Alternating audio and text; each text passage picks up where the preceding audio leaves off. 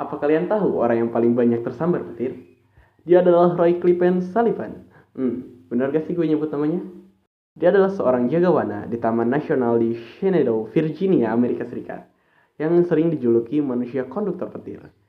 Dia dijuluki itu bukan tanpa alasan, melainkan dikarenakan dirinya berhasil selamat setelah tersambar petir sebanyak 7 kali dalam waktu yang berbeda, yaitu antara tahun 1942 sampai tahun 1977.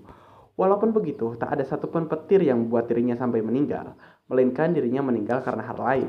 Tapi ada rumor mengatakan kalau pemakamannya pun pernah tersambar petir juga. Serem banget.